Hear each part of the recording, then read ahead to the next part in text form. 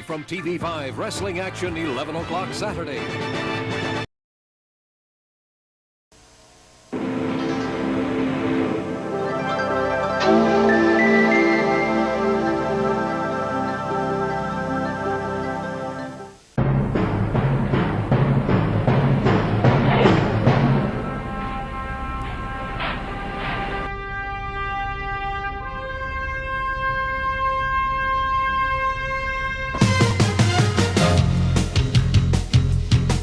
Talking Memphis Wrestling with Randy Hill and special guests.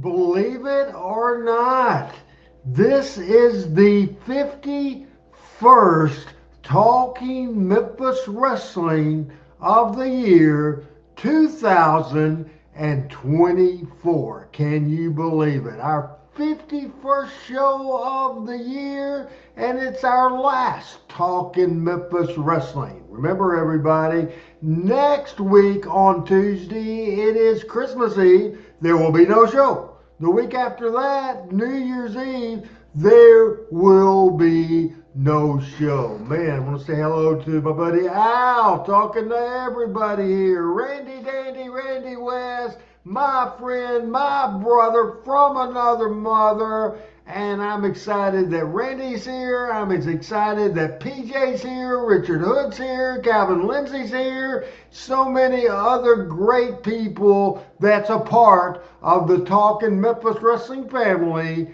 and Team Hells. Now, let me smarten everybody up, not to the wrestling business, because we let the toothpaste out of the tube a long time ago. Smarten you up on what's going on today's show. And what's going on today's show is Chris Ellis had a work-related situation, and he will not be here tonight. Pat Trammell is in our nation's capital of Washington, D.C., and he will not be here. And I just heard from Michael St. John, he had a business situation, and he did not call out for today, but he will be about 30 or 35 minutes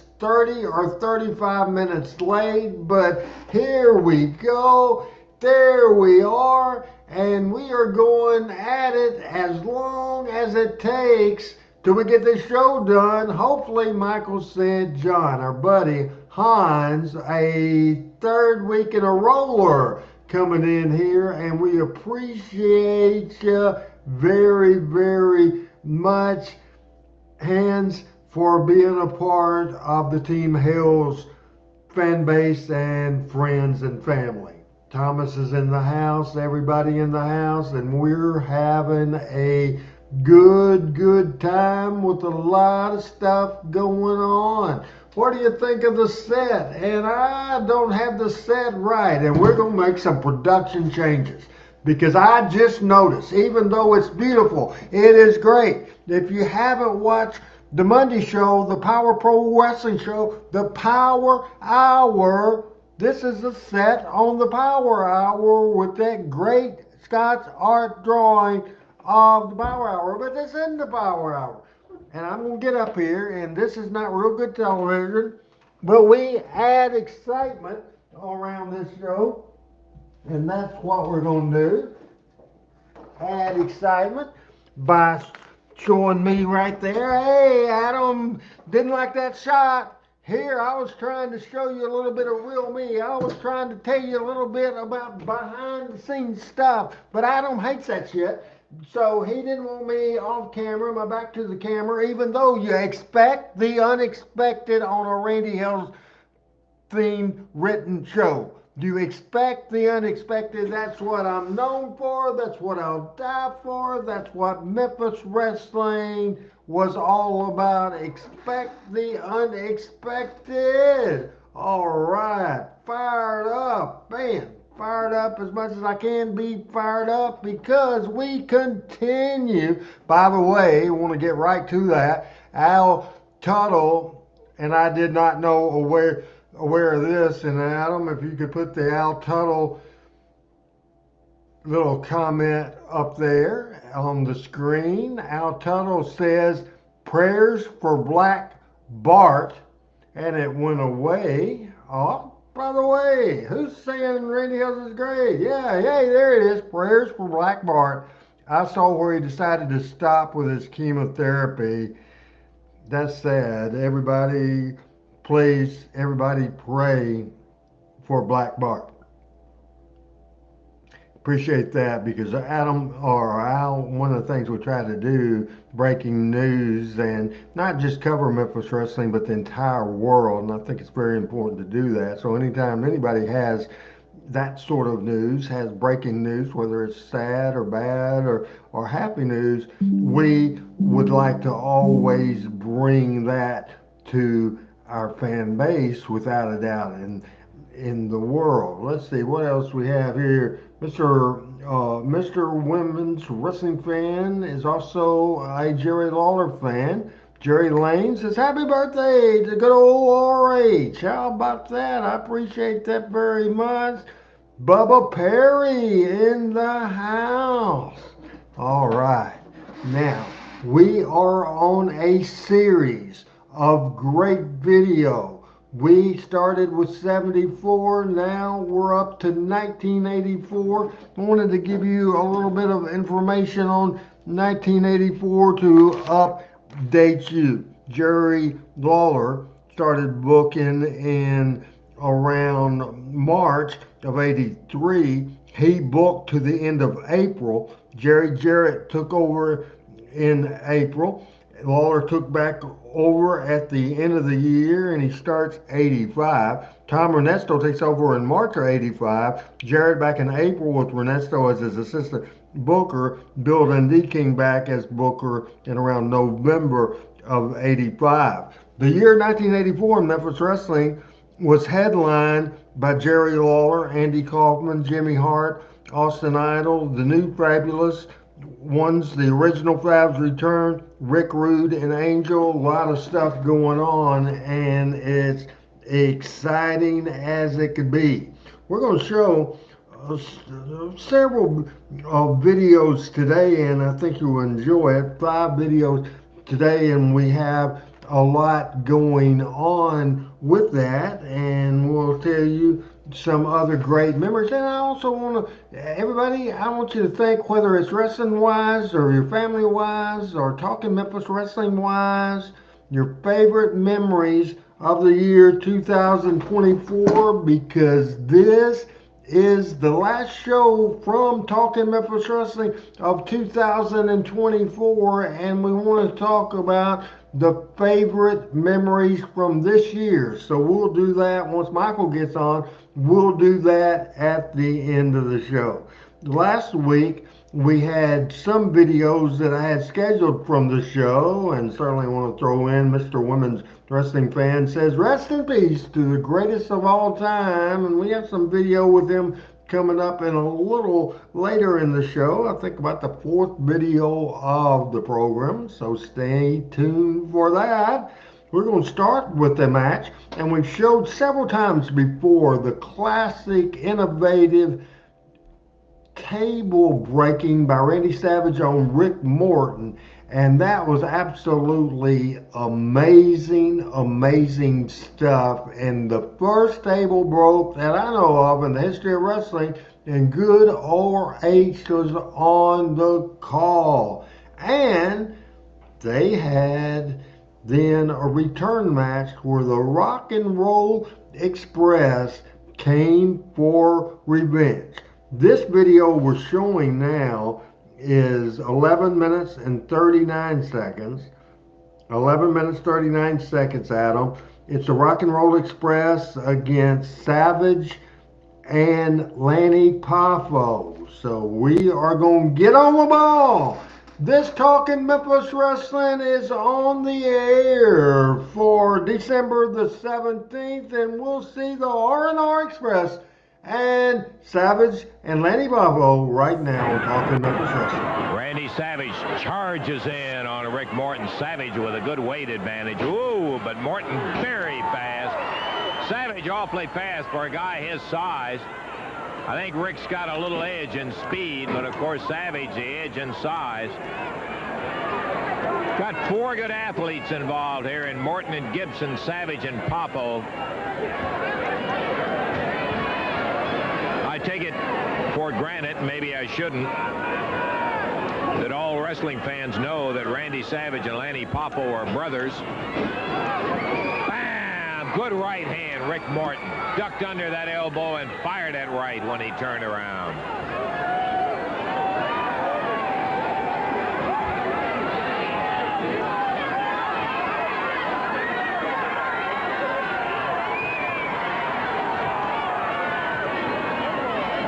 Referee Jerry Calhoun saying, let's keep the fist open. Doubt if there's any hope of that. Too many bad feelings between these two teams.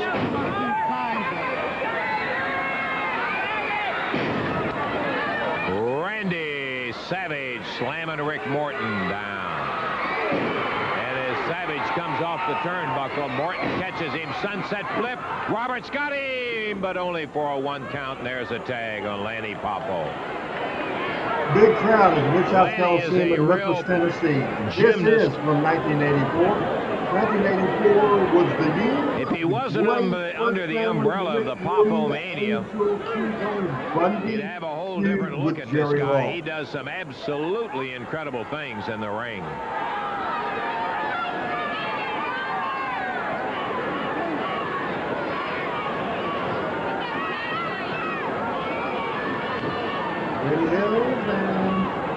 Robert Gibson. I'm done in the house producing.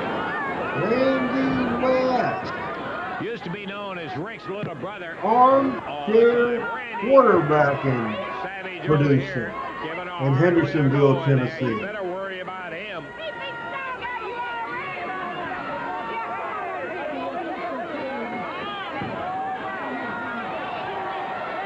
Man, this Randy Savage, what a personality, what an athlete, what a professional wrestler. There's Angelo Popo, Savage. Boy, he is something. Their manager at ringside and their father. He's saying you better get out off there. Lanny Popo goes with a foot. Frank says, Randy, Robert Gibson. Mom was tickled that you called attention to her last night on your podcast. She's in Kansas City now. Frank, did your mom watch the show last night? This is the right hand. Robert ducks under and out. As Rick Morton was shaking the ropes to get Randy Savage off of him. In my memories of 2024 that I was involved in, and the entire team around here involved in, was a night to remember, the Memphis Wrestling Hall of Fame in September. Almost have some video from that as well. Haven't covered that since end of September, start of October. Looking forward to that. Randy Savage will do some of the most bizarre Remember, things no you've ever talk seen. in Memphis Wrestling. Next Tuesday. Robert showing no fear of this. But on January the 7th, we return of 2025. We'll start to cover the year 1985.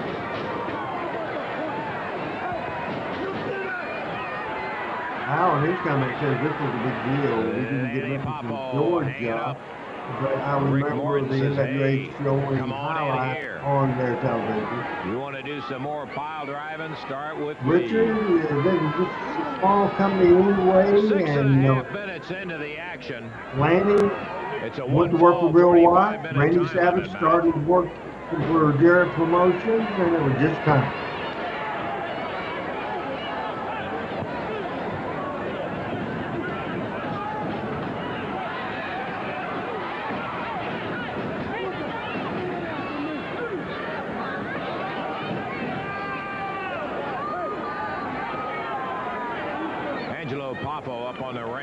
We'd like feedback from Team Health, from the audience.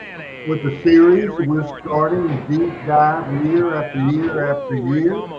What do you think about our subject matter that we've been covering? Tag on Savage. And that's Savage, a whirlwind. Fires Ricky out. Now look out.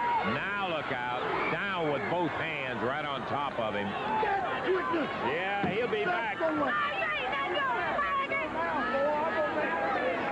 Robert Gibson comes over. Total chaos at the Mid-South Coliseum. The house the King built, the house that the Beatles appeared at in the 60s. Multiple concerts from Elvis Presley, the historic Mid-South Coliseum on early Maxwell Drive between Southern and Central in good old Memphis, Tennessee. They'll go after you in a second. Give them half a chance. Rick is hurt. Back in the ring again.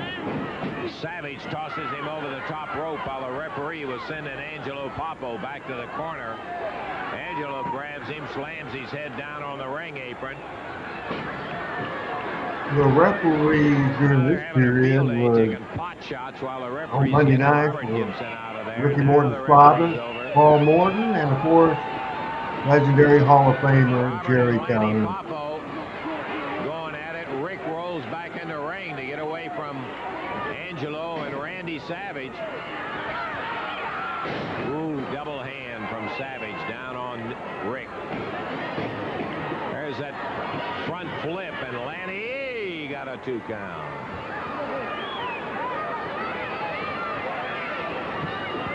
Nine minutes, 5 seconds into a 45-minute time limit match.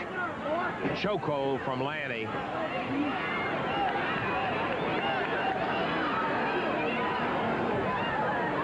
He has Rick's arm in a hammer. Oh, and as Rick leaped over him, Savage caught him with a big elbow.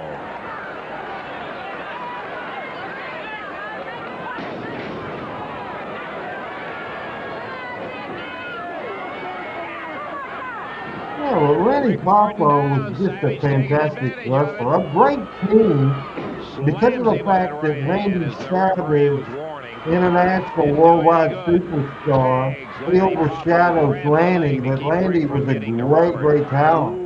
Rock and Roll Express was overshadowed by the Fabulous Ones because the Fabulous Ones were first. It's simple. And worldwide, Rock and Roll Express had a hell of a run. Frank asked him, how do you think that the man had people in the Mid-South Coliseum on some of his shows watching Savage to see if he was working with WWF? He had this got copied on the Memphis television every week, and by that point, Jimmy Hart was there, and I think Hart probably picked Randy Savage, but they were aware of Going for a Savage. pile driver, which will be a disqualification, but Rick doesn't want to see any more of that. Over the top rope, down on the back.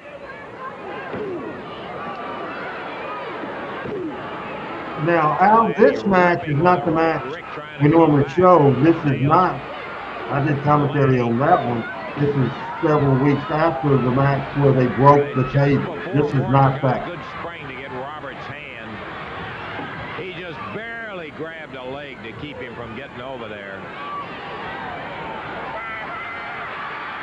Savage around behind grabs Robert Gibson. Blasts him one. That's to keep the tag from being executed. Robert going after him.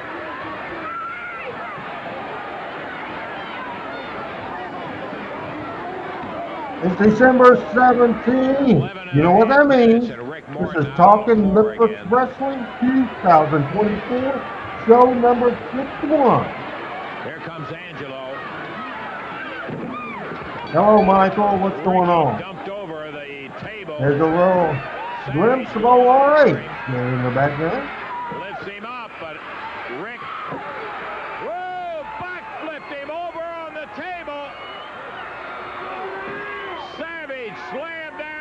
Rick Morton backflipped him out of the pile driver.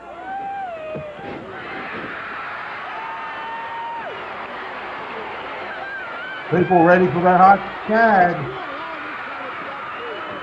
He was the one that was doing the pile driving in there.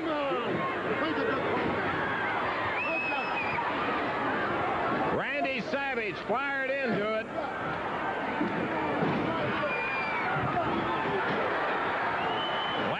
Hell of a program between the Papos and the Rock and Roll Express. The Rock and Roll Express had left and had returned from Mid-South Wrestling and Bill White.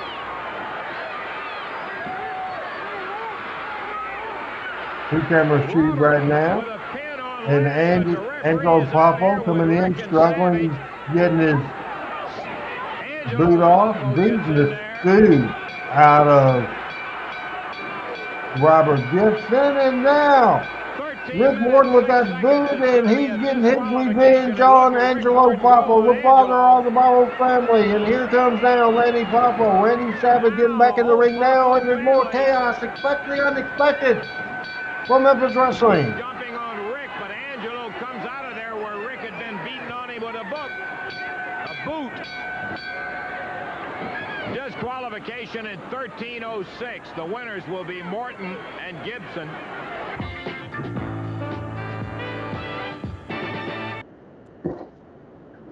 Exciting talking Memphis Wrestling as we talk about the year 1984. I'm going to backtrack a little bit, talk about 82, the debut of Stan Lane, Steve Keirn, the Fabulous Ones, and boy, they were hot. The most over babyface tag team since Jerry Jarrett and Tojo Yamamoto in an era of great tag teams. You had Eddie Marlin and Tommy Gilbert. You had Bill Dundee, Tommy Rich. You had Bill Dundee and Rocky Johnson. And I can go on and on and on without a doubt in the world. Great tag teams. But the Fabulous Ones got hot. The Fabulous Ones created by Jerry Jarrett. His brainchild got him over. Lawler continued it, brought in the Moondogs, had some great stuff as well, but it was a Jerry Jarrett creation, and there was a disagreement in Louisville, Kentucky, because the Fabulous Ones were supposed to work 3 times in a tournament. They refused, even though it followed the TV tape, the story on the tape, and Lawler ended up firing them, and then Lawler ended up bringing in, and I think we talked last time, even though great talents, it's just hard to copy perfection, and it's hard to come in and say someone's new when they were so attached to the original Fabs. They put Tommy Rich and Eddie Gilbert together as the Fabulous Ones. Now, later in the year of 84, Jerry Jarrett took back over in about April or May or something like that, and he then, in his booking, started calling Tommy Rich and Eddie Gilbert, not the Fabulous Ones, not the new Fabulous Ones, just by their names, Rich and Gilbert. And at the same time, first thing Jerry Jarrett did then was bring Stan Lane, Steve Keirn, the Fabulous Ones back. Now, when Jerry Jarrett took back over, it goes to what you're familiar with, and as the heel tag team, he went with Big Phil Hickerson, who had great luck in several different tag teams, including with Al Green, and also award-winning, legendary run with Phil Hickerson and Dennis Condrey. He put Dennis Condrey or Phil Hickerson, put Phil Hickerson with a guy that was part of the Mighty Yankees and many other teams. Frank Morrell brought him in as the spoiler. This is after Hickerson and the spoiler attacked 10-year-old Doug Gilbert, and here's Rich and Gilbert getting his revenge. Rich and Gilbert against Spoiler and Hickerson. This is 6 minutes and 44 minutes, 6:44. Hey, Merry Christmas to you, Crazy Gil, and we'll watch that video right now with Hickerson and the spoiler. And I mean, they are just killing each other. The legends of professional wrestling are right here. And here comes Lawler. Randy Savage leaps into the ring. The infamous Road Warriors, Animal and Hawk. From the archives of professional wrestling history.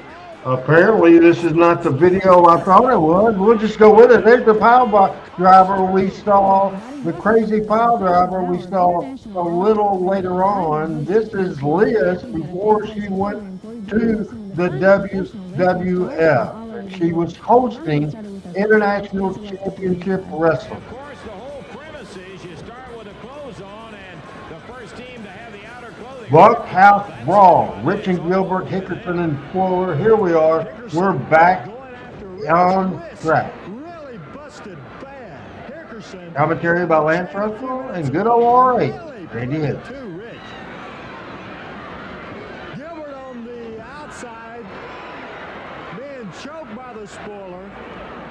You would think in the situation with this, as evil as Hickerson and the spoiler is, they have the advantage, you would think. Get him, Eddie. Gilbert gets our microphone stand. Look, it has a weapon. We better tie everything down around here, Lance, because they're liable to use anything. And he caught him with that stand from the table. Oh, my goodness. Put Hickerson down. Hello, Donna. What's going on? Nailed the spoiler. From Ripley, Tennessee. Frank says Bill Hickerson is probably one of the most underrated wrestlers in Memphis. I think he was very highly rated. Hickerson coming up from behind and nailed him. A good one. Referee Paul Morton. Returning the Back alley street brawl. Rich and Gilbert. Forward and Big Phil Hickerson. A bloody mess. He knew what he was getting into when they signed the match. Hickerson. Ray Morrell was a great wrestler. French Angel, the Mighty Yankee, the Spoiler, Lucifer, so many. Here now. Frank and I traveled a lot over the years together. Hadn't heard from him in years. Now they're taking the action out of the ring. Hickerson pulls Rich out and sends him over to the table. Oh, right in to the announcer table. Tommy fell right on top of them. This is where it started, as somebody mentioned it earlier, Al, I think. This is where hardcore wrestling Blood all over the table. started. That and, of course, the Tupelo concession stand brawl. And Hickerson busted open. Caught again. They're going into the front row ringside. Look out. We're getting a lot of comments. However, the Randy Hill's Facebook page is where most people watch the show. As far as I can tell, Hon, it looks like you are the only person watching from Look at Hickerson's head. From Busted YouTube. Wide open who? Hickerson about as bad as Rich, Lance. Rich right on him. a lot of blood and guts in this match at the Mid-South Coliseum in Memphis, Tennessee in 1984. Rich drops on him.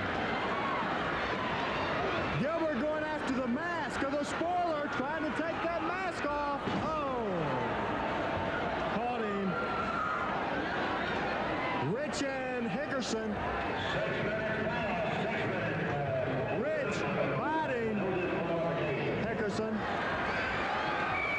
Spoiler tries to go for the pile driver backdrop in this no disqualification Tennessee strike.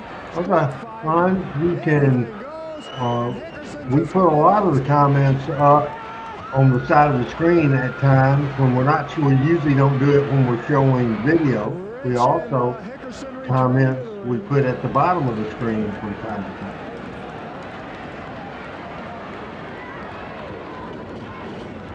Puts him in. Hickerson knocked down to the canvas. Man, oh man, when have you seen a bloody mess like this? And I mean, they are just killing each other. give and take back and forth. Look at that. Rich just kicked Hickerson right in the face. And with a boot, the spoiler nails Eddie Gilbert, hit him with that big heel, and goes behind Rich and knocks him down. The spoiler has Eddie Gilbert's boot. Took it off of Eddie, and he's really pounding away at Rich. Goodness gracious. Look at here. Hickerson about out, Lance. Look at him. Rich gets his boot off. Nailed Hickerson. Gilbert sends Spoiler over the top rope. Tommy Rich and Eddie Gilbert made a hell of a tag team, no doubt about it. Tommy Rich, one of the great leaders in wrestling, a pile driver outside by Eddie Gilbert on the spoiler, Frank Morrell. Because I can't see him getting up from that pile driver on the floor. Gilbert bleeding, Rich bleeding.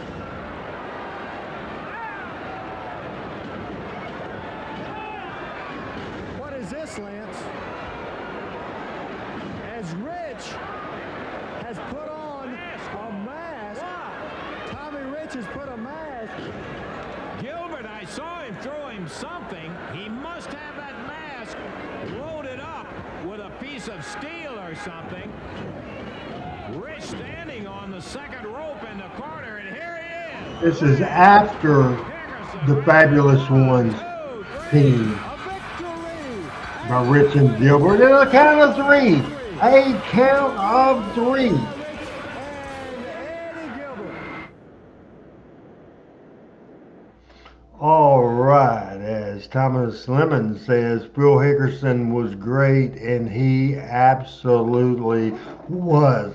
PJ Thomas, 327, Reese Lewis, Frank Seaton, Mike Krusty, PJ in the house, Thomas Lemon, and a bunch of folks watching Talking Memphis Wrestling. Folks, this is the last show of 2024 for Talking Memphis Wrestling. We will return first show of 2025. We'll be back on January the 7th. Of course, the next 2 Mondays, the Power Hour regular schedule. We will be with you next Monday and every Monday thereafter, and we'll return on January 27th. We are waiting for Michael St. John to appear here on Talking Memphis Wrestling tonight. No Pat, no Chris, but here right now, we're all alone, holding the fort down, me and Adam Dunn. Johnny B says that's how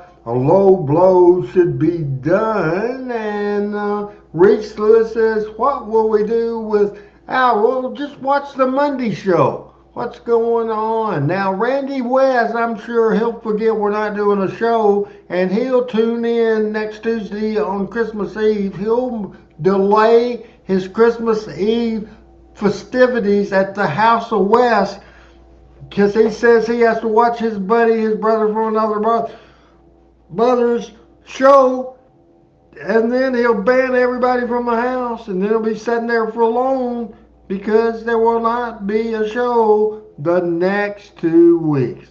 Now, one of the early things Jarrett did after he did not allow Rich and Gilbert to be called the Fabulous Ones, then eventually, and we showed it, and it was so good, and I wanted to show it again. It's 10 minutes 4 seconds, 10:04. This is Rich bloodies up Eddie Gilbert and vice versa. And Randy West, give me a thumbs up. How about something about a thumbs up? This is Randy held right now for this moment. I'm running solo, and here's Rich and Gilbert. Presentation coming up here. More championship wrestling coming up a little bit later, including our first look at Mark Regan and what should be a tremendous tag team expiration of time main event a little bit later. But we have a presentation coming up for the Tag Team of the Year. This is made by Wrestling Fans International. Now, the voting is done in the spring, and then the presentation is made at the annual convention. And Wrestling Fans International are holding their annual convention this week. And they have the trophies for Tag Team of the Year that they are going to be presenting. Unusual situation this year in that the team that was voted Tag Team of the Year when the voting was cast in the spring are no longer together. But here's Lance with Wrestling Fans International. Hi, David. Thank you. I want to introduce to all the wrestling fans on Championship Wrestling out there a couple of representatives from that organization. Head of the organization now is Pete Letterberg. Pete, delighted to have you here. It's just a pleasure to be here in Memphis, Lance. And Howard Baum. Howard, both of you are from Florida. Is that correct? That's exactly right. We're from Miami. Big wrestling fans all our You get lives. back down there, you give Gordon Soley my best, Exactly too, will you? right. Okay. You guys are participating in the presentation. We really appreciate you doing it right here. Tag Team of the Year, Tommy Rich, Eddie Gilbert. The fact that they are not currently wrestling together as a tag team has nothing to do with the award and our appreciation of you doing it here, Pete. Well, of course, you know, Lance, the voting goes on for the whole year, and this encompasses 1984, and they were quite a good team for the whole year up till now. No question about that. It's just unfortunate they're not teaming right now, but what can you do? They are the Tag Team of the Year. Okay, we want to get Eddie and Tommy out here for the presentation of it, and we also want to say that we hope maybe during the year we're going to be able to disseminate a little more information on your organization and all, so more people will have a chance to participate in it. That would really be great. Eddie Gilbert. Okay, we congratulate you. It, of course, is rather an unusual situation, and I don't have to go into that. But there is your trophy as one half of the Tag Team of the Year. Well, Lance, thank you very much. I'd like to thank the WFIA, thank all the people for giving this to me. It's unfortunate, though, that it looks like you'll probably have to take Tommy's to him because maybe you people out here don't realize it, but Tommy is our international heavyweight champion now. He doesn't come to television anymore to do interviews or wrestle here.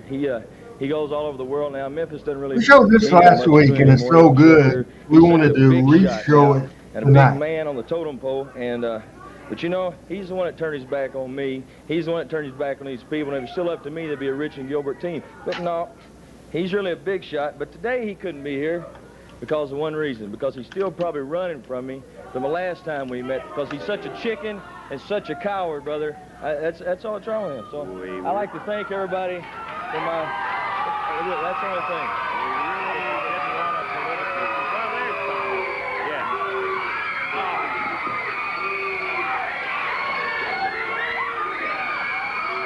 Tommy! Showed this last week, and the excitement of every video showed the crowd response back in a different time where all you young people watching the show today wasn't smart. We were smart. We didn't smarten you up. And it's in the ring. It's not here. And people were into this. There were no talk, things like name. This is when we protected our great sport. And this 100%, you cannot watch this great action and not think these son of a guns don't like each other. This is real. This is what you've been thinking. How could you not? Thank you for coming here. We're going to take It's not time out and we're going to choreographed. be back in just a moment. It's not practice. It was presented like a fight, and it came across as a fight. Eddie, you Here need we to go get that again, the bleeding second stopped. part We've got of this another great segment deal. coming up here right As now. soon as Lance, this video is just give me a over in chance, about please. 5 minutes, You know, I you'll feel be like honored to have. I feel like. And I'll do I hadn't I feel done a like great Michael St. that John maybe I have introduction in done a something long terrible. time, and man, And I've done something I've wrong. got a And maybe great Tommy was right one when he for said him today I feel like after this I've let video. everybody down, What this- Tommy, you, these people, all the little kids that ever looked up to Eddie Gilbert, and I've turned their back on them. I was jealous.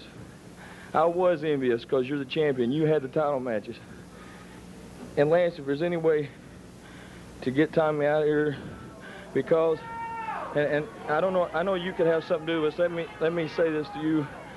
Maybe you can tell Eddie Marlin from now on,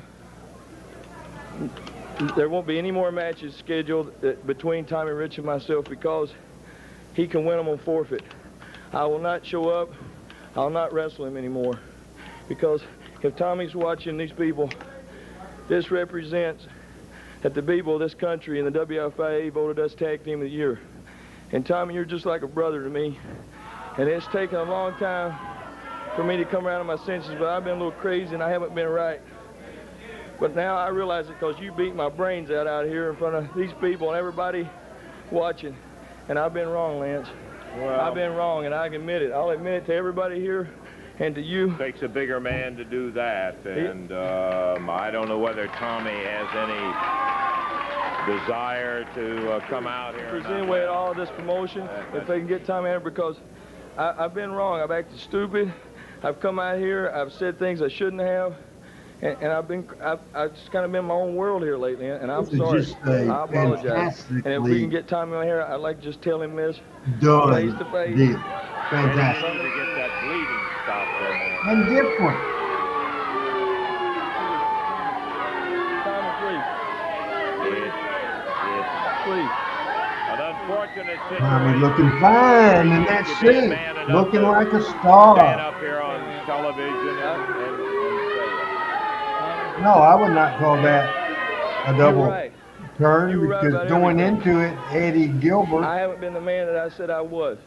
You're a better man. You're went twice into the it man I as a am. heel. You're a former world champion and international champion. And all I'm saying, let's forget He it. comes out of it These as a trophies heel. mean more to me, and these people mean more to me, and you, as a tag team partner, mean more to me. And let's get back together, and let's be the team we were, and let's have that friendship back that we were, please. Please.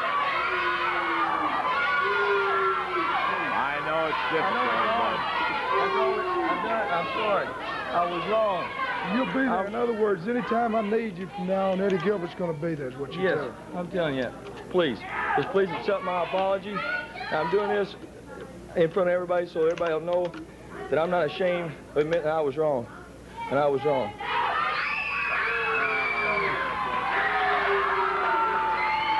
I'm delighted. We'll keep the trophies over here for you. Okay.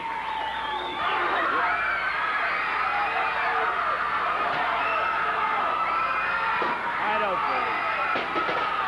I love how they missed that camera shot. Because they get the effect of it, and the effect is better now. Busting Tommy Rich open, and all that stuff he was And they talking missed about it. was just hogwash, trying to catch Tommy unaware. Eddie!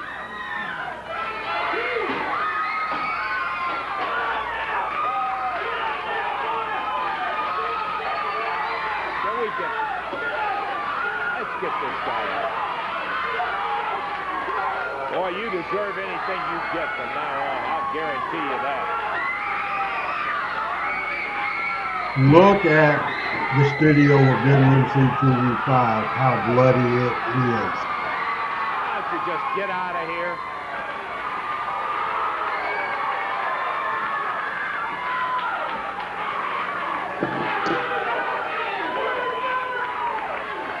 Hey, yeah. Watch him.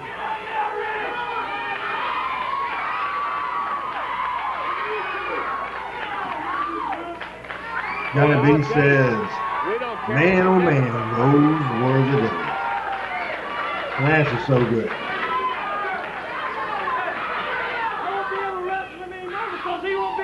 Yeah, well, just get out of here, Eddie. In later Don't worry years, about that or anything yes, they else. did move blood. Lousy Dave Brown low especially blood. did move blood. You can help Tommy back, yeah, thank you.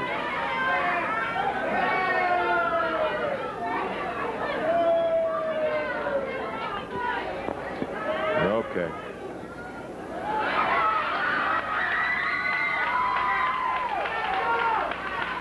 They don't rush this. Tommy continues to sell. Okay, Tommy got waylaid, and Not they're coffee. Regeneration, the referee. And that is how it's done. We're going to do a reset of the show. Hello again, everybody. It's Randy Hills. This is the second part of Talking Memphis Wrestling. This is December the 17th. This is our last show of the year. We will return because we won't be here on Christmas Eve or New Year's Eve. We will return on Tuesday, January the 7th. The Monday shows, Power Pro Wrestling, will continue every Monday night. And now, ladies and gentlemen, 45 minutes into the show, it is my honor to bring in the star of this show. Man, he's been around and did the deal like nobody else has ever done it. He was the voice of Hulk Hogan's debut video in Memphis, Tennessee.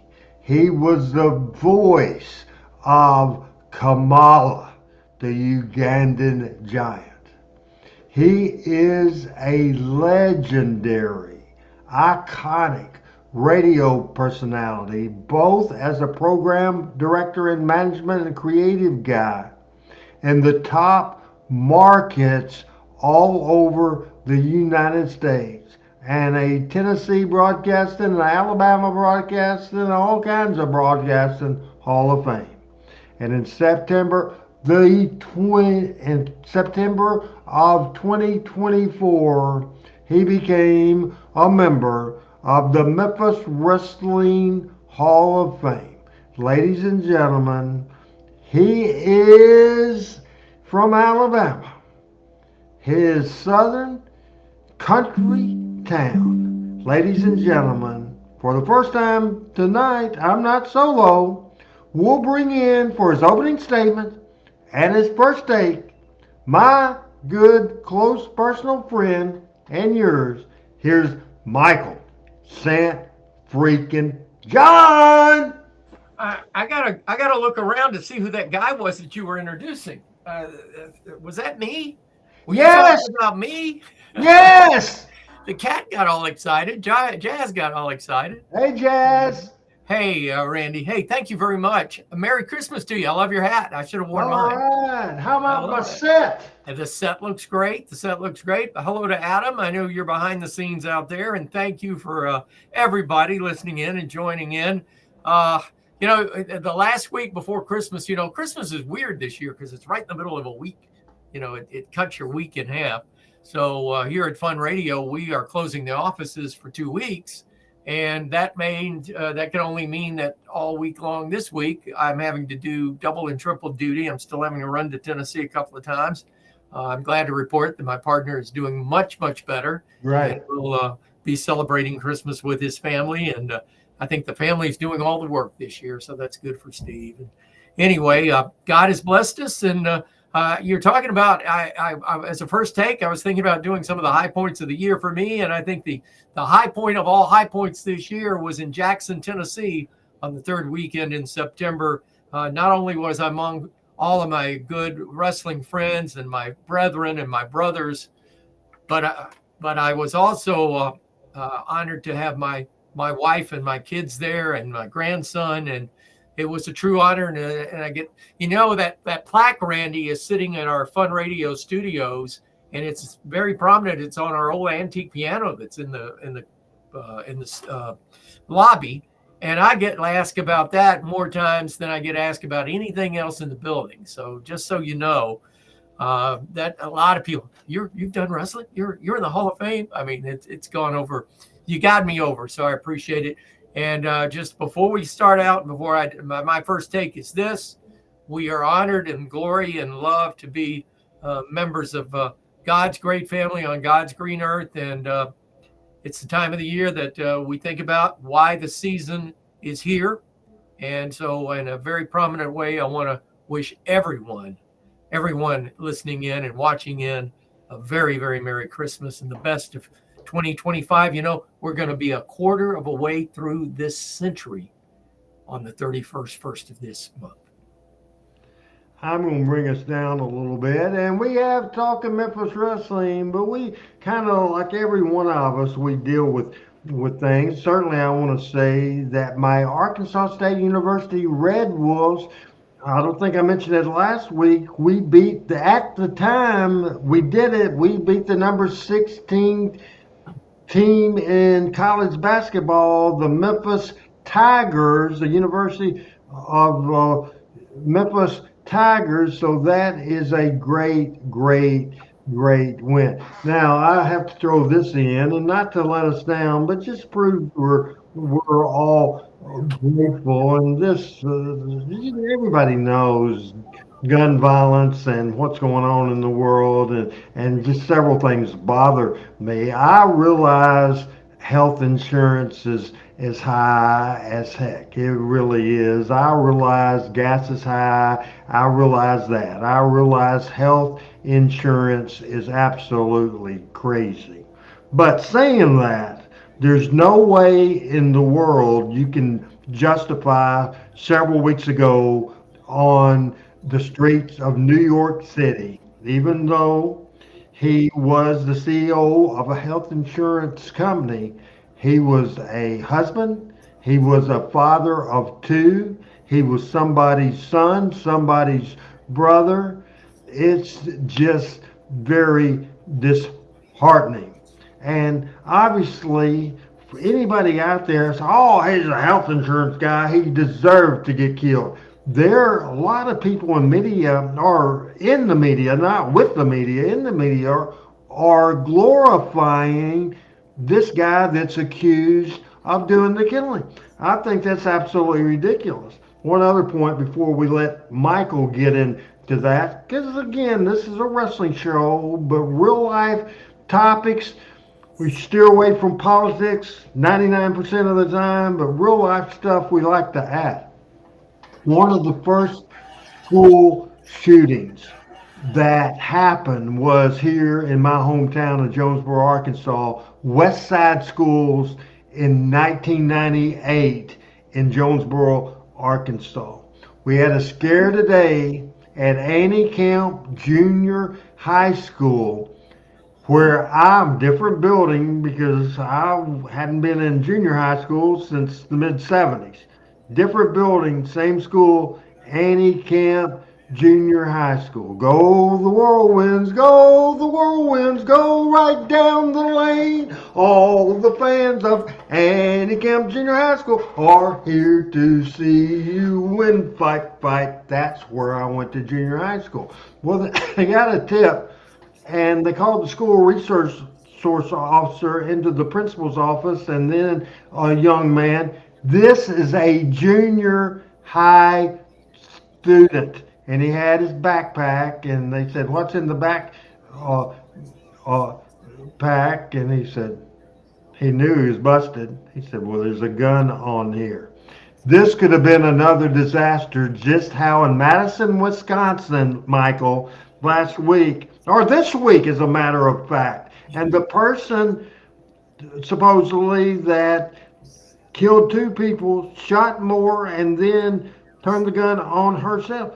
A female, and it's just crazy. So the world's crazy, and that's a good thing about this show. For the most part, we go back into the fantasy world of what we do and enjoy it, but we can't forget, Michael, we are in the real world. Well, Randy, you're right, and it's very somber and humbling. You know, I'm one of these people that I don't think that kind of violence, unless it is self-defense, if your life or the life of your loved one or child is in danger and you have to use a weapon to defend yourself, I am not a proponent of gun violence. I believe the rights of the right to bear arms that our forefathers put in the Constitution. But I want you to think about something, Randy, and let's put it into perspective. That was 1775, 1776. This Long time ago. 2025. Back then, they shot at people with guns that had gunpowder and rocks in it. basically. The projectiles were very rudiment. Now you can buy a weapon and I can wipe out half of this community in a half a minute. I mean, just rapid fire. If you're in a crowd, a stadium, I mean, God forbid what could happen. But I'm very torn about the fact that whereas I respect the rights of our Constitution, I think we have lost our moral compass of common sense, whether it's high school and college football or basketball, whether it's any kind of sport, any kind of event, whether it's what is happening in our streets, what is happening in our schools, what are happening in our churches. I mean, my gosh, people go in and do this kind of violence in a place that someone worships in this country. I think we need a moral compass and to regain our common sense. I don't have the answer, but I pray that the next administration that comes into office in 30 short days does something to help America regain our senses. And if that doesn't work, I hearken to pray God that he does something that keeps anything bad from happening.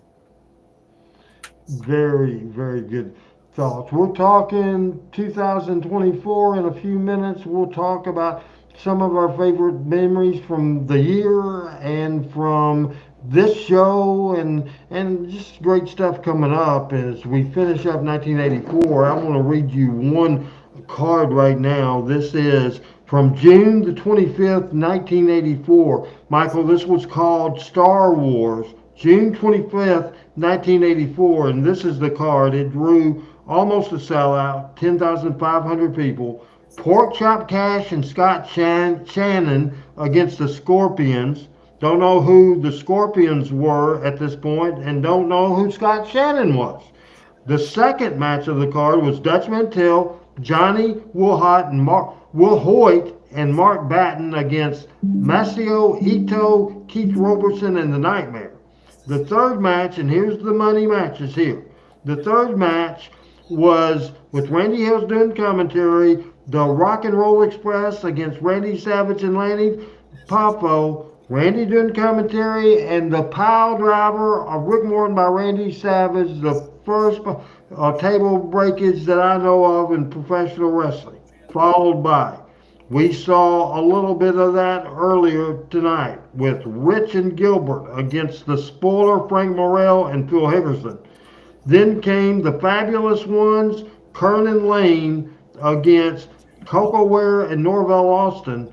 And the main event, the Road Warriors, Lawler and Idol. Tremendous card. What do you think about Star Wars 84? And obviously, I think I did leave out a match on this card, and I am sorry for that, and a big one. That's why it's called Star Wars. Handsome Jimmy Valiant against Rick Rude, for sure. Very, very, very exciting card. What do you think?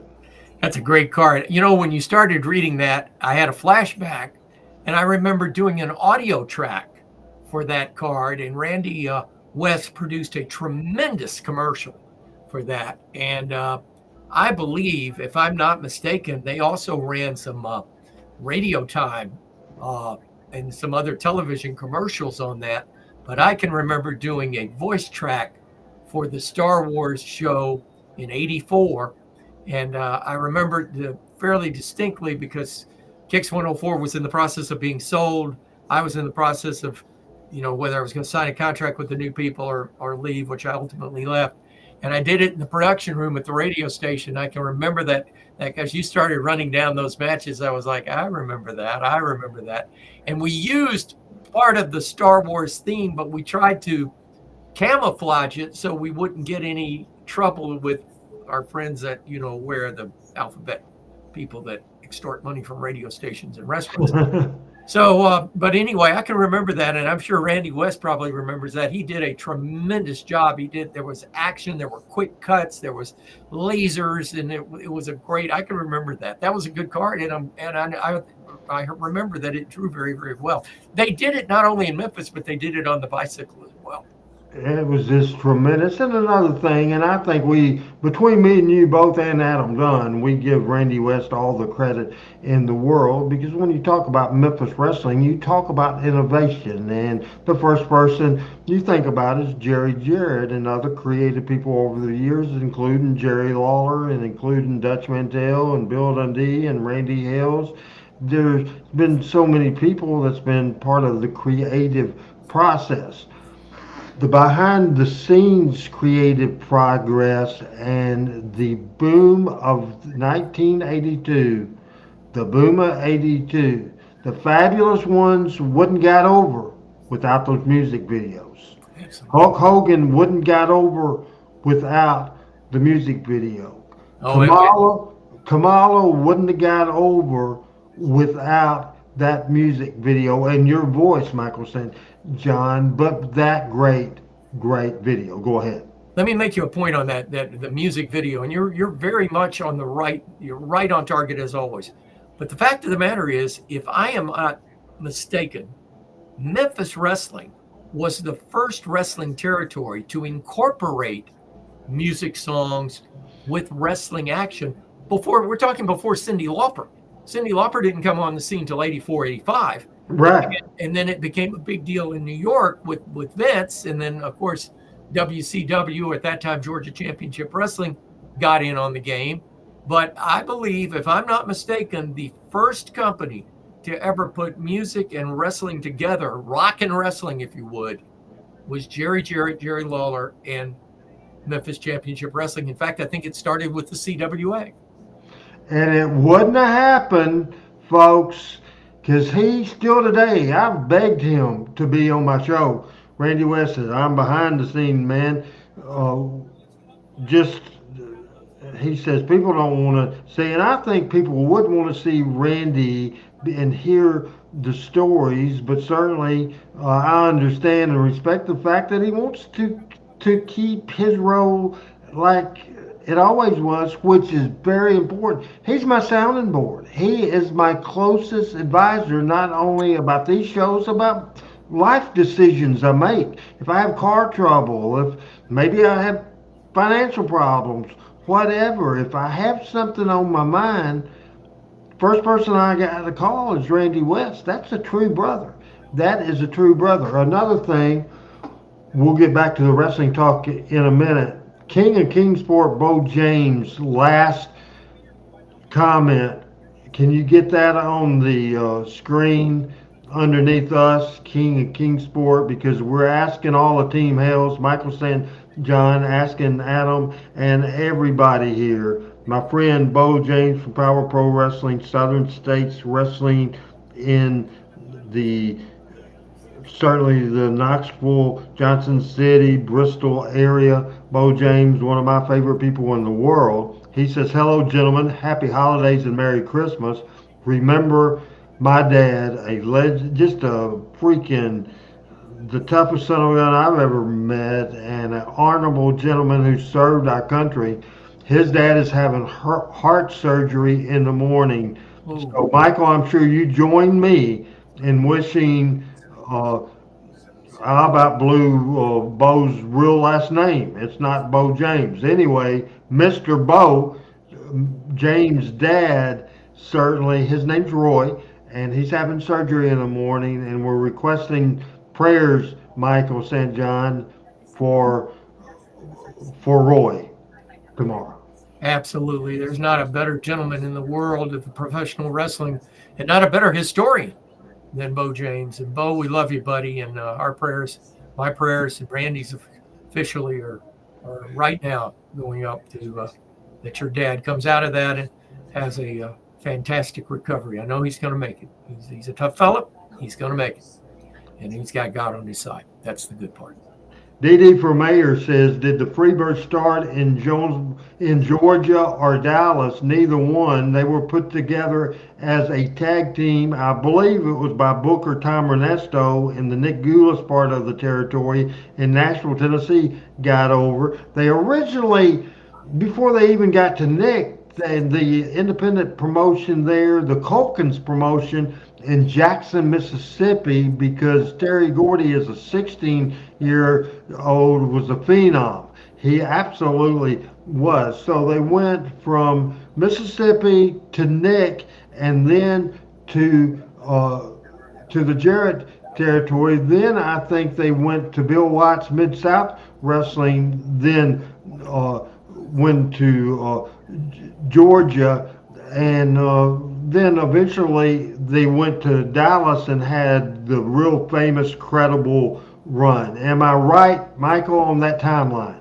I think you are. If I'm not mistaken, isn't Michael Hayes from Mississippi? Because I know Terry's from the Chattanooga area, but I think Michael was from Mississippi. I think he might could be. I'm not sure of that. I'm sure Bo James can update me on that. I remember I had just gone to work for Nick, and you're right, Tom Renesto put them together, and they came in and they were looking baby faces. I mean, they were good looking. They were young. I think Michael Hayes was 3 years older than Terry, and I think Terry was 17 when he actually started wrestling at the Fairgrounds Arena in Nashville, Tennessee on Wednesday nights. And I mean, you're right about a phenomena. And when you look back on film, and I know, Randy, you do a lot of film study, and I get to watch a lot as well. When you look back on these guys, sorry, cat just passed. When you look back on these, to me, Terry Gordy and Bobby Eaton were sort of mirror images of themselves at that time. And sort of grew in the business that way. And of course, we lost Terry way, way too early in life. Yeah, absolutely, for sure. Michael Hayes was from Pensacola, Florida. Okay. Michael Hayes from Pensacola, Florida. Richard Hood says he was born in Washington, D.C., but was raised in Pensacola. I know that's right. I'm incorrect about the Mississippi thing, but you're right. I thought it was Gulf Coast, but I couldn't remember Pensacola. Thank you, guys. Appreciate that. The heart and show of this show is Talking Memphis Wrestling, and we'll do a reset as we're 5 minutes after 8. Will be a fairly short show today, but Adam, if you can, to do a little reset before we talk some Lance Russell, and one particular time that a situation just didn't click, but we want to do the Talking Memphis Wrestling Open one more time. Here we go. Talking Memphis Wrestling with Randy Hill and special guests.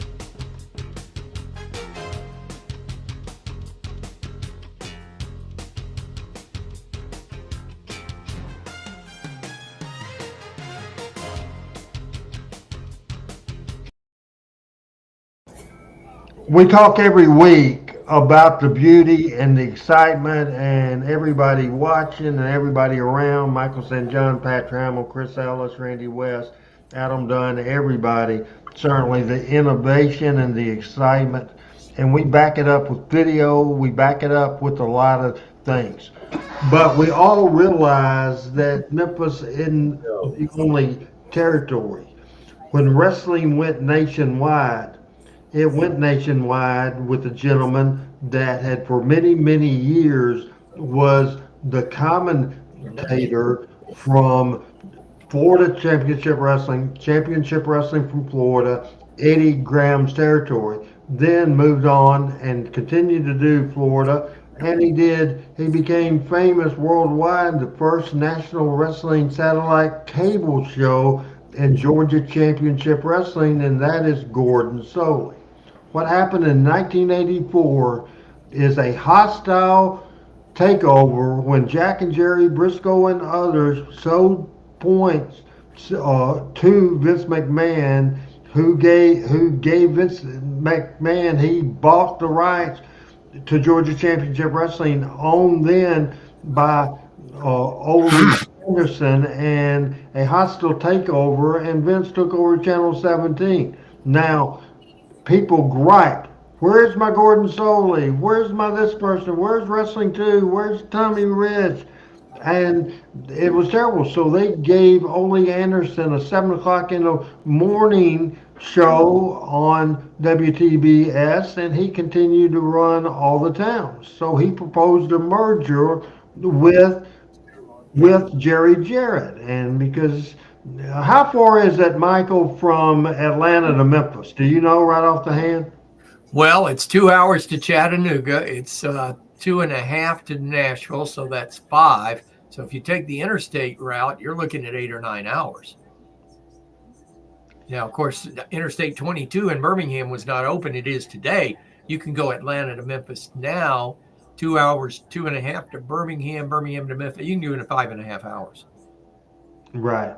Oh, so it was the closest territory, and they had a TV because they had what were all the TVs, local TVs that they would have been on? Chattanooga. They would have been. Help me with some of the Columbus, Georgia. Well, they were on Columbus. They were on channel. I think it was channel 8 in Columbus. I think at some point they were on in Montgomery at channel 12. They were on in Macon. I know that for a fact. They were on in Atlanta. They were on in Chattanooga. I would assume they probably had I know they had Augusta because they ran spot shows in Augusta. But those would be the closest TV markets. Maybe Columbia, South Carolina, but that was getting into the territory of the Crockett's. So I don't know how that was sort of a no man's land in that part of South Carolina. Due to TBS, would you agree that the most famous wrestling announcer through most of the country would have been Gordon Soley? Would you agree? At that point in time, absolutely. Gordon was known all over. And literally, you got to realize that was the birth of satellite television with the big dishes that people had in their backyard. I know I had one. Jerry Jarrett had one. I mean, and you could go satellite to satellite. And that was all over the world. So Gordon Soley not only became the preemptive wrestling commentator in America, but also all over the world. And nothing had happened like that in America since the early 50s and the dawn of TV. And the guy that became a game show host had the wrestling from Chicago in the black and white days. In fact, I've got a video of Lynn Rossi wrestling in that territory with the guy that was, and I can't think of his name right offhand, but he became a game show guy, TV guy in California. These great towns, but in this territory, in Memphis, in Louisville, in Evansville, in Nashville, in Jonesboro, in Blytheville, in Lexington, and all the towns in between, it was Lance Russell and Dave Brown. Now, Jerry Jarrett made very few mistakes, especially big mistakes. This was one because it was a short-lived deal, but imagine, 1984, before I started going to TV, just like everybody, I tuned in to WMC Channel 5 from 1960 Union in Memphis, Tennessee at 11 o'clock on a Saturday morning to watch TV5 wrestling. And this is what we saw. And this video right now is 1 minute and 52 seconds. Whole territory wrong. Something's wrong here as we watch now. Oh, what a good group indeed. By golly, I'll tell you what, I'm really looking forward to today's action because it gives me an opportunity to sit down beside a guy who is a master at the business and one that I've known for a long time, Gordon Soley. How you doing, Gordon? Fine, Lance, and real delightful to be here today. I think this merger is really going to bring about some exciting things. Yeah, I think some of the folks know it, but how about running through the merger so more people will be aware of it, because some people may not have heard about it yet, Gordon. Okay, well, let's do that then. First of all, let's take a look at what has happened. There has been a merger of Fred Ward Promotions, Georgia Championship Wrestling from Georgia, Jim Crockett Promotions, and Jerry Jarrett Promotions, which means that Lance and I will be bringing you this program each week, and it's going to bring an influx of more talent, more competitors.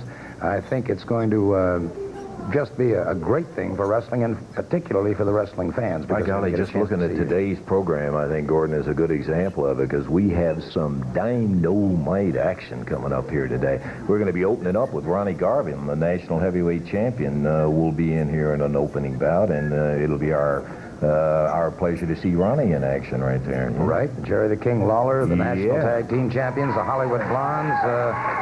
Going to be a lot of great action, and I think you, the fans at home and at the arenas, are really going to get some added value out of this because of all the new talent. I think it is an absolutely magnificent thing because so often, you know, you hear people from a territory say, well, you know, our people are better, this guy's the greatest champion. Now we're going to get an opportunity to see this influx of talent all over the entire territory. Precisely. Dynamo, tell you what we better do. We better get it on because we got a lot to do today. So Gordon and I'll be back with the action coming up in that first one with Ronnie Garvin, the national heavyweight champion, in just a moment.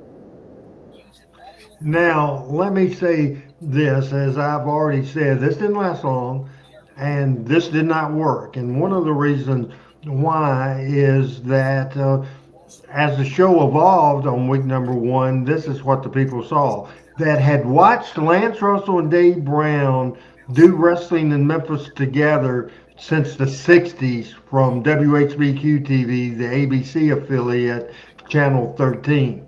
Lance and Dave, that was a team. All of a sudden, Dave in a situation and a mistake by Jerry Jarrett. There's no way to get around it. They certainly took Dave and put Dave as a ring announcer and put him ring announcing the matches and took him away from the set and away from co-hosting the show with Lance Russell. And then Lance had always been a lead guy. Gordon had been too. He had done a lot of solo work. Most of the time he didn't have help. Exceptions to that, Buddy Colt in Florida and also Roddy Piper, the first heel commentator. But, you know, quickly into the thing, the fans, Michael, felt that not only was Dave demoted, they felt that Lance was demoted because Gordon was just doing more. Didn't last long. So were you watching during this time period, and were you surprised it just didn't work, or did it have disaster written all over it? Full screen, Michael St. John. Well, first of all, I think it was a situation that was done out of necessity, more so out of necessity in Georgia than in Tennessee or the territory here. And I think that Jerry Jarrett bought a pig in the poke. And one thing, when you watch that video, I know it's very short, but watch how comfortable Lance is on set and how uncomfortable Gordon is on set. Now, I'm sure if you took it around to Atlanta and you put Gordon in the TBS studio on Techwood Drive and you put Lance next to him, those feelings, that idea, that feeling you got off the camera may have been reversed. But I just got the feeling that Gordon was very staid and stoic and very polished and and he was a very good professional announcer, whereas Lance was one of us. He was a Southern homeboy. He knew how to communicate. He was very he had a great vocabulary, but he was very cautious on using big words. And Gordon was not. Gordon would throw in a big word and would call a hold that you've never heard before and call it by its proper wrestling name. And people would go, what? And so, I think the chemistry, more so than anything, was what was off balance. Now, the other thing is two styles of wrestling. In Memphis, let's face it, it's a brawler style. Memphis wrestling is a good old home fight, barroom brawl kind of style. Georgia Championship Wrestling, out of Ole Anderson, collegiate champion, raised with the collegiate and the amateur background. Even though it was professional wrestling, it was it was presented as more of a athletic competition than a good old fight. And so I think because of those two different polarizations of what we just mentioned with the announcers and their style and the wrestling in its style, I think that's what led to the cataclysmic disaster very quickly of this whole thing. PJ says, we, the audience, don't like changes that much, and I think that is absolutely fantastic. And JL 327, and if you could put that up there, Adam, it starts with "Am I Crazy?" And it says, "Am I crazy, or don't I remember Big Jack Eaton on the program on WHBQ TV for a little while. You are crazy and you remember wrong because Jack Eaton was a Channel 5 guy, and about several, maybe 3 times, 4 times, when either Lance or Dave was gone after they switched in 1977 to Channel 5. Jack Eaton did a few shows, but he was never on Channel 13. Am I right on that, Michael? Absolutely. And Jack did those shots. He was a guest commentator when he did those shots, and they made a big deal about it. You remember his catch line? You remember his great catch line? Either Great Scott or Great Caesar's Ghost. Great Caesar's Ghost. Great catch line. By the way, somebody commented about the guy in Chicago, and Jack Brickhouse, who later became the voice of the Chicago Cubs, was a wrestling announcer initially, but the person I'm remembering is Dennis James. And Dennis James came along in about 57, 56, 57, and then he later became a game show host. And what networks back in the day was that on? It was the Liberty Network, the Dumont Network, and the Liberty Network were the two networks out of Chicago back then. Man, we educate ourselves. Our audience helped to educate us, and between the panel, Michael, myself, and we, I think, do a very good job of doing that and just educating the world, not only on professional wrestling in Memphis, but all over the country in the good old territory days. One quick add-on, the Liberty Network later moved to Dallas as its headquarters. It went defunct. It was brought back and bought by a guy by the name of Glenn Beck, who now has his network in the old Liberty Network studios. That's very interesting. I didn't know that as well. And Al Tuttle. And you know who Glenn Beck worked for in Arizona at KOY and Y95? Michael St. John? Yeah. That is cool. Al Tuttle has a comment, as let's put Al's up there. Reese says we know our stuff as well. And Richard Hood says the Dumont Network became WGN. And Al Tuttle says good memory of 24 is from the Hall of Fame, and your story, RH, about the guy who said you made a mistake by picking Jimmy Valiant to go last because he was asleep in the back. Great story. And that we'll get to that in a little bit, and we'll show a little bit of highlights of that coming up. More conversation to Michael and myself, to Team Hells, in just a little bit. Kevin Waller did a little graphic. It's the season to celebrate, but it's been this all year. And every day of my life was a Memphis Wrestling Hall of Fame day. Check it out at the Memphis Wrestling Hall of Fame podcast. Isn't this the greatest thing you've seen in a day or two? Michael St. John, this is a great ornament that Kevin had done, Memphis Wrestling Hall of Fame, in a Christmas ornament, and I think this is absolutely fantastic. We got the idea, started talking about it, I think, in April, did the event in September. The headline act in Jackson, Tennessee of the Memphis Wrestling Hall of Fame was handsome Jimmy Valiant, the Boogie Woogie Man. Michael St. John went, so we talked earlier, into the Memphis Wrestling Hall of Fame. We also had Terry Golden. We had the Rock and Roll Express. We had Tom Pritchard. We had Nightmare Danny Davis. We had PG-13. Just so many great talent. We had Sir Mo. Who am I leaving out, Michael? It was just a great night in Jacksonville. Well, the main event was the honor bestowed on the greatest legacy feud of all time with Jerry the King Lawler and Superstar Billy Dundee. I mean, that goes, I have heard more comment on that, I think, than just about anything else. People were just absolutely phenomenally surprised at those two guys and them being there, and the great work that you and the crew did. And by the way, for Kevin Lawler, just getting back to what you said about that ornament, that's really cool. Just a thought, for next Christmas, why not do a Memphis Wrestling Hall of Fame ornament and make it available to our fans for a nominal cost so they can put it on their Christmas tree? You can get those ornaments made up.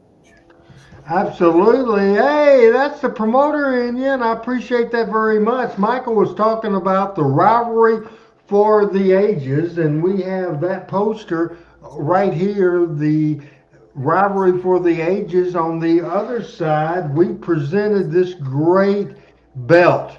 Jerry Lawler, Bill Dundee, the rivalry for the ages. And that was presented to Lawler and Dundee. Had one made up for myself as well. Lawler got one, Dundee got one, and it was just a fantastic bit of business. Now we're going to, not the whole 3 hours, but we're going to show a little clip now. We'll go back to A Night to Remember, and we're going to open up with the TV spot that was put together from a production aspect. Adam did a great job from a audio aspect on a Sunday afternoon after church.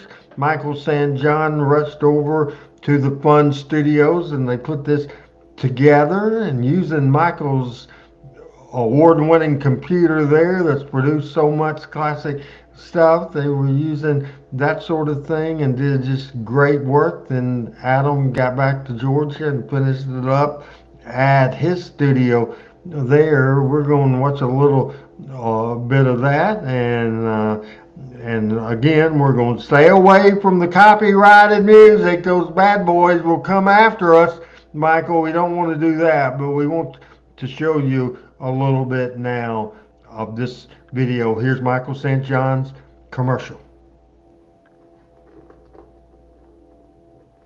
Wrestling fans, A Night to Remember, Saturday, September 21st, the Picture Perfect Event Center, Jackson, Tennessee. Memphis Wrestling Hall of Fame ceremony comes to Jackson for the first time ever. The Rivalry of the Ages presentation to Jerry Lawler and Bill Dundee. Also, Handsome Jimmy Valiant, the Rock and Roll Express, Danny Davis, and tons more. Exclusive meet and greet at 3:30. Event to follow. Go to MemphisWrestlingHallOfFame.com to purchase tickets. Saturday, September 21st, Picture Perfect Event Center, 2310 North Highland, Jackson. A Night to Remember. Hi, everybody. Michael St. John talking Memphis Wrestling. We're right here in Jackson, Tennessee at the Event Center. The big Night to Remember Memphis Wrestling Hall of Fame induction ceremony. I've known this man, I'm not going to tell you how long. Dave Wills, he is wrestling's #1 fan worldwide. This man is known all over. And let me tell you, Dave, Memphis Wrestling, you're probably one of the biggest fans that didn't live in Memphis. That's right. That was a fan of Memphis Championship Wrestling. Absolutely. When I was younger, I grew up and started following wrestling back in about '86, way after Georgia Championship Wrestling. But we had the Joe Pedicino Superstars of Wrestling block for 8 hours. And one of my biggest challenges was to stay up to watch Memphis, to see the great stars like Lawler, Dundee, Rich, Gilbert, so many of them, and to be here at Legends of Memphis Wrestling and A Night to Remember is just such a privilege and an honor. And I tell you, I can't be more happy because Memphis Wrestling, it's still wonderful today. It's fantastic. It's still my favorite. It's still real to me, damn it. Yes, man. I knew you would get emotional on me, Dave. We've known each other for so long. Hey, love you, man. Love the business. Love Memphis Championship Wrestling. Love this man, Dave Wills.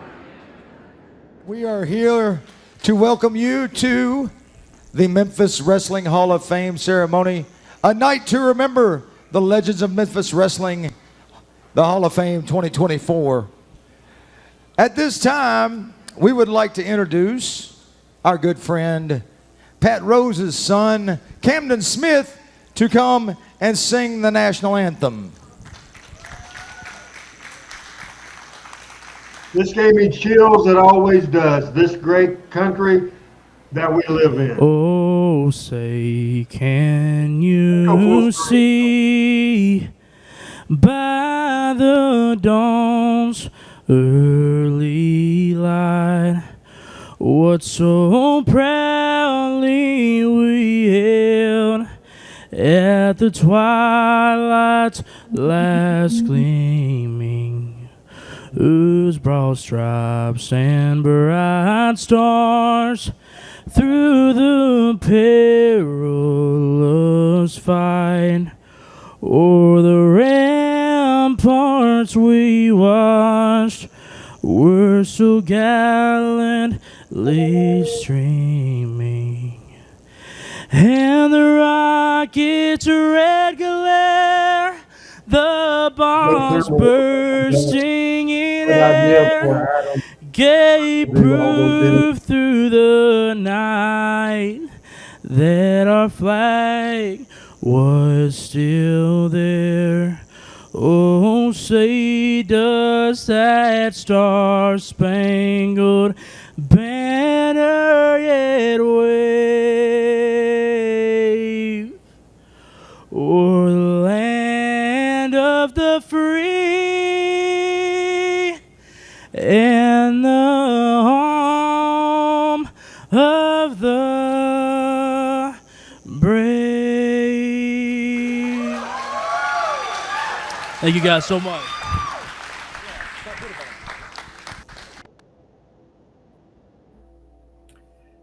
You know, Randy, there are people that have sung the Super Bowl national anthem not as good as what he's done. That is, I mean, I was there and I got cold chills there. I just got cold chills again. He knocked that out of the park. I mean, the Super Bowl would do well to have him sing the national anthem this year in Atlanta. He did a tremendous job. Well, as far as the year 2024, we're rounded third. We're headed to home. This is our last show of 2024. This is the 51st Talking Memphis Wrestling show of the year. No show next Tuesday on Christmas Eve. The Tuesday after that, it will be Christmas Eve, and I won't be partying, but I'm sure members of Team Hales would be. I want to do, as we kind of put a recap on the year 2024, I will start by so many great personal stuff. Blessed to have a great year working and the opportunity to do a night to remember and in some sort of way be in the wrestling business again. Those weeks that we hyped up on this show, I was doing Money TV again, and that was exciting as well. But on a personal front, I was thrilled to death, and this overshoots everything, that as at that time I was 62 years old. On October the 1st, my niece's daughter, so my great niece Kanan and her husband Preston, had a baby. Ava Kay was born and is the newest part of our family. As far as the blessings I have on the shows we do, I'm blessed for the audience we've created on Monday night with Power Pro Wrestling. It gives me a chance to go back to a very important part of my life, without a doubt in the world. Adam Dunn has been such a big part of those shows, both shows, without a doubt, especially his passion is Power Pro Wrestling, but he's with us on producing this Tuesday night show. And again, the bond we have not only with the audience, but the bond we have with Michael St. John, myself, Pat Trammell, and Chris Ellis.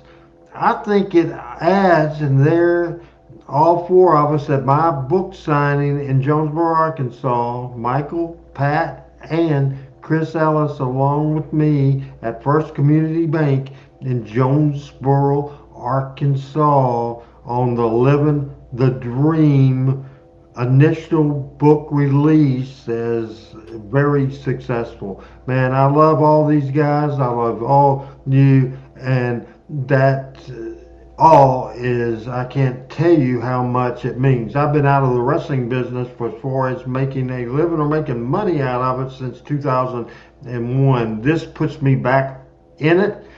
It's cool because Chris Ellis and Pat has been observers of it and have researched and learned about it.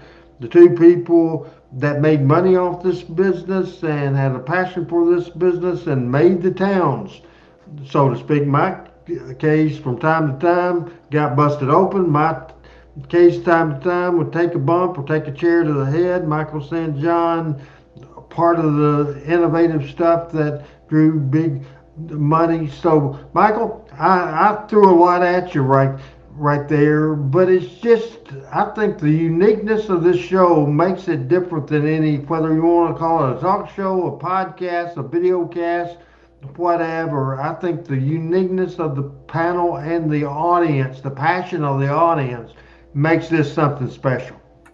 You hit the nail on the head, absolutely, in about 12 different spots there. But that last one you made is absolutely the truth.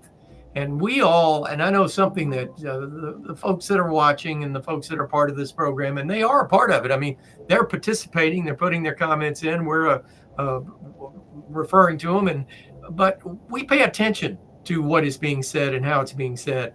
And the fans, the people, I hate to call them fans, our family, if you would, are a major part of this. And so,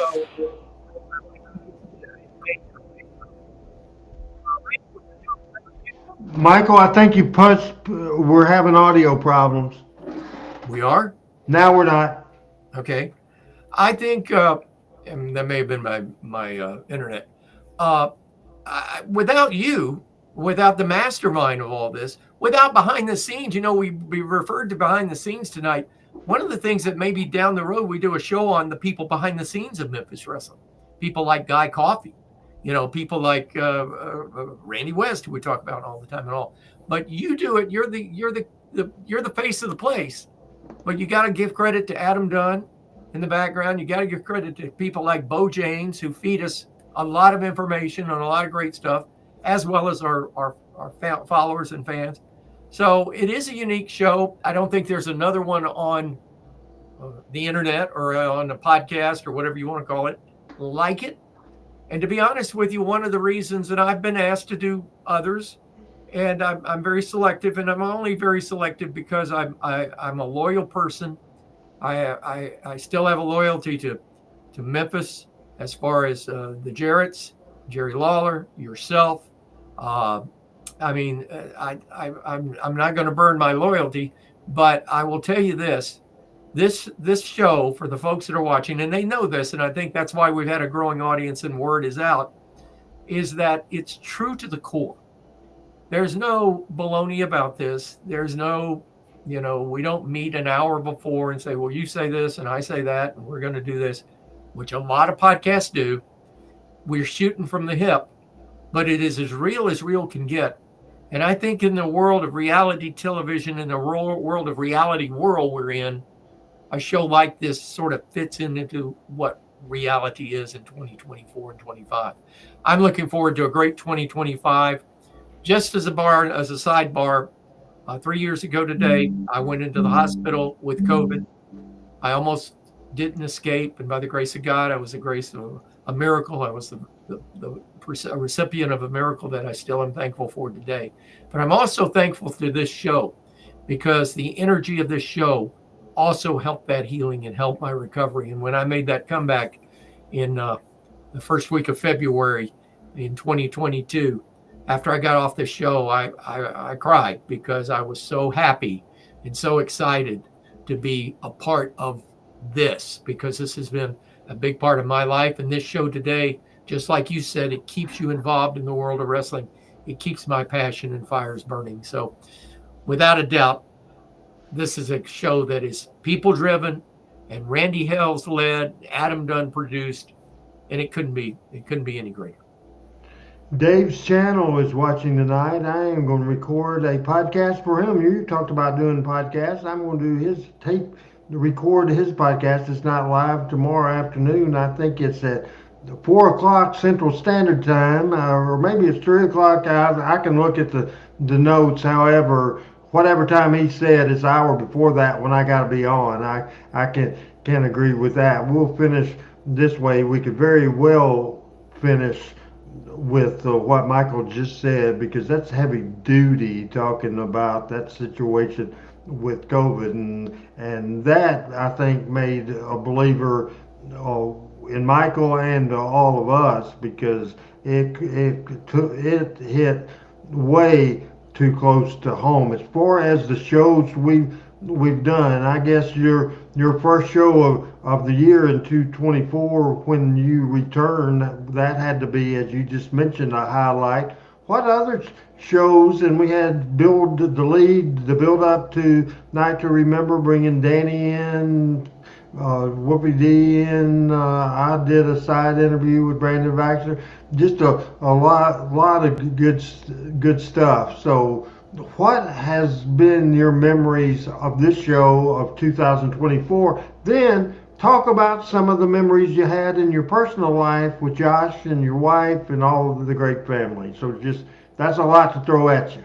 Well, it could take an hour and a half. I've been so blessed this year, I can tell you. But you hit again. You're right on target with. I think the build-up shows to the Hall of Fame were unique, and I think having the guest on and having them as part of the show was all highlights. I mean, I don't think we had a stinker in the bunch, and that was a testament to the guests themselves, and of course to your show and how this is put together. A real highlight of me for me was Adam coming to town and Adam Dunn on a Sunday afternoon and putting that together. But also a highlight, and it sits right back here. And this is so tense. This is I call this the Memphis Championship Wrestling Trophy, and it sits in a place of high prominence. It's up there with Mr. Red, and you guys know what a big Reds fan that I am and Joshua is today, but this is very, very special. And for Adam to present it to me back in the spring was just a highlight of the year, without a doubt. That's why it sits where it sits. But all in all, the best shows I think we have is when all four of us are together and the topics get hot and heavy and we exchange ideas. And I hope that the people realize that, again, none of this is scripted or prompted. This is all, extemporaneously produced and done. And Adam Dunn does a darn good job of doing it. So I'm just pleased and thrilled that you continue to allow me to be here. This is show number 51, the last show of 2024. We'll be here Monday with the Power Hour, and the Monday after that, the next 2 Tuesdays, we will not be on. Dave Channel says, I'm a big Red fan too. Strand, McLean, Ellie, woo! So that's good for the Reds, and I haven't talked so much about the Reds in my life, but just reading Dave Channel, and I think that's fantastic as well.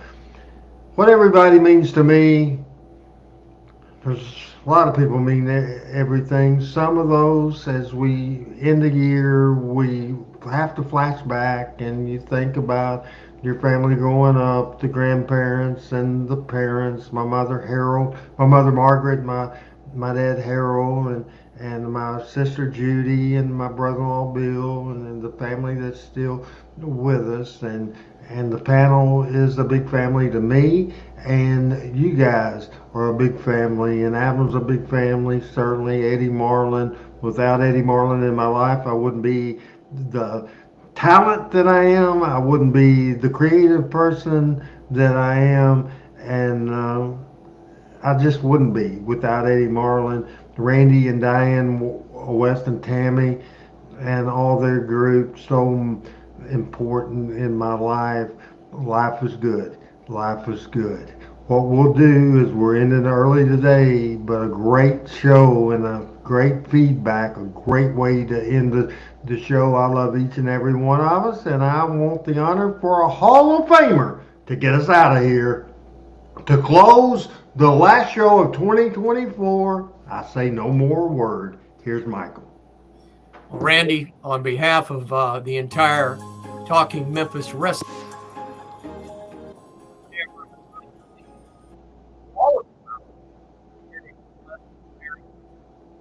remember why we celebrate and celebrate to the fullest.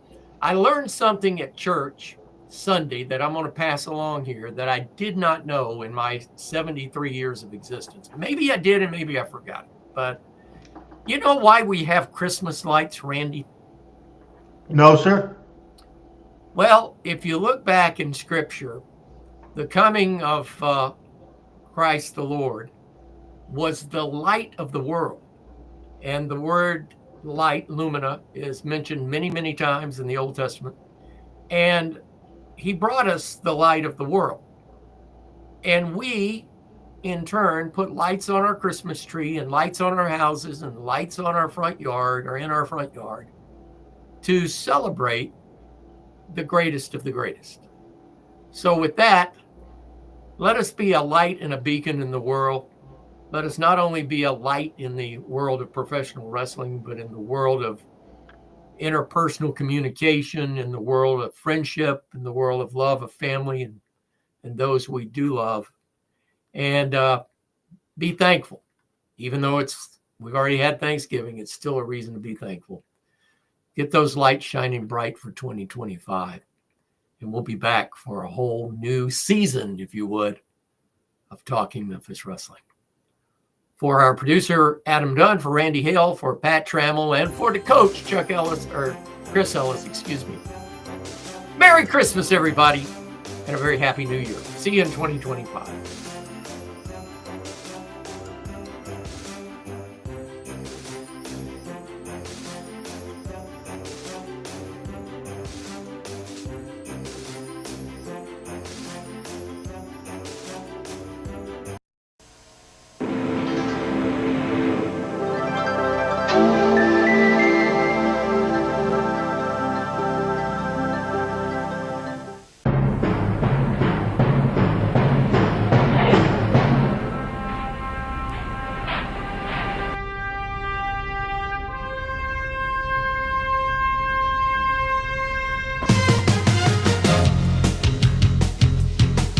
Talking Memphis Wrestling with Randy Hill and special guest